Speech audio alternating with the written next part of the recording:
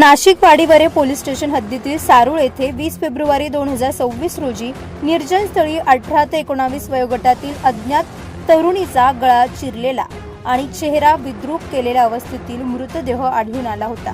घटनेचे गांभीर्य लक्षात घेऊन पोलीस आयुक्त संदीप कर्णिक यांनी मार्गदर्शन केले। पोलीस हवालदार दीपक खरपडे यांना मिळालेल्या गुप्त माहितीनुसार संशयित अथर्व गजानन देशमुख राहणार जाधव संकुल सातपूर यास द्वारका सर्कल येथून ताब्यात घेण्यात आले। चौकशीत अथर्व देशमुख याने बुलढाणा येथील संस्कृती काळे हिच्या चारित्र्याच्या संशयातून धारदार शस्त्राने खून केल्याची कबुली दिली। वाडीवरे पोलीस स्टेशनच्या हद्दीमध्ये एका अल्पवयीन मुलीचा मर्डर हा काल झालेला होता। याच्यामध्ये कुठल्याही स्वरूपाचे क्ल्यू नव्हते, कुठल्याही स्वरूपाचे पुरावे उपलब्ध नव्हते। यामध्ये मुलींची आयडेंटिटी क्लिअर नसल्यामुळे ते आयडेंटिटी एस्टॅब्लिश करण्यासाठी संपूर्ण राज्यामध्ये मेसेज केले गेले। याच्यामध्ये आम्हाला civil line police station Akola या ठिकाणी एक मिसिंग दाखल आहे याची माहिती मिळाली।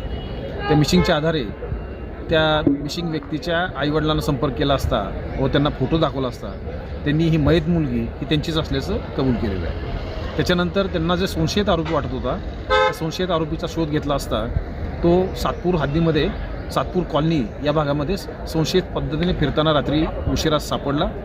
त्याला विचारपूस केली असता त्यांनी गुन्ह्याची कबूल दिलेली आहे। मयत मुलगी ही त्याची मैत्रीण होती, तिच्यावर संशय आल्याने त्यांनी बुलढाण्यावरून नाशिककडे येताना रस्त्यामध्येच तिचा मर्डर केलेला होता आणि तिचं प्रेत गाडीमध्ये टाकून या घटनास्थळावर घेऊन आलेला होता।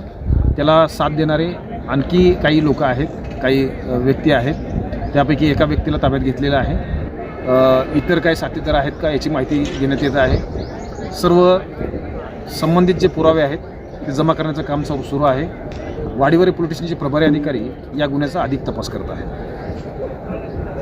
सर, तो जो आरोपी होता तो नाशिकला कुठे कॉलेजला? आरोपी हा संदीप फाउंडेशन या कॉलेजमध्ये FYला शिकत होता आणि मुलगी ही 11वीमध्ये अकोला या ठिकाणी शिकत होती।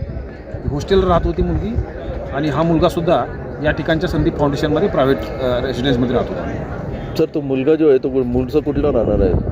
मुलगा आणि मुलगी ही दोन्ही बुलढाणा जिल्ह्यातील रहिवासी आहेत।